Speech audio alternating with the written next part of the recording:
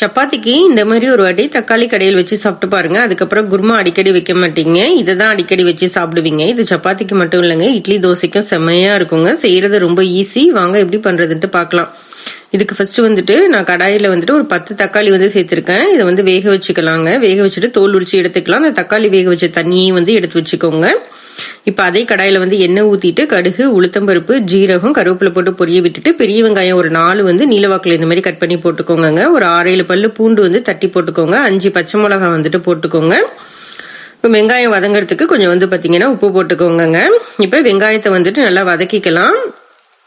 வெங்காயம் வதங்கினோன்னு பொடியெல்லாம் சேர்த்துடலாங்க. 1 ஸ்பூன் வந்துட்டு நல்லா காரமா இருக்க மிளகாய் தூள், 1 ஸ்பூன் வந்து காஷ்மீரி சில்லி பவுடர், 2 ஸ்பூன் வந்து சாம்பார் பொடி இல்லாட்டி குழம்பு மிளகாய் தூள், கொஞ்சம் மஞ்சத்தூள் சேர்த்துட்டு இந்த வெங்காயத்தோட சேர்த்து பொடியோட பச்சை வாசனை போற வரைக்கும் வதக்கிக்கோங்க.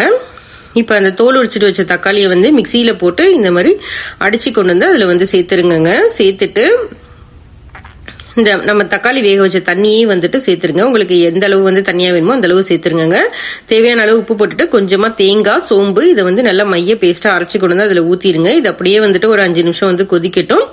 கொதிச்சோன்னா நம்மளோட கடையில் வந்து ரெடி ஆயிடும். இப்ப கை நிறைய மல்லித்தலையை போட்டுட்டு கடைசியா வந்துட்டு 1 ஸ்பூன் வந்து நெய் போட்டு ஆஃப் பண்ணிடுங்க. செம்மையா இருக்குங்க இந்த தக்காளி கடையில். கண்டிப்பா நீங்களும் வந்து ட்ரை பண்ணி பாருங்க.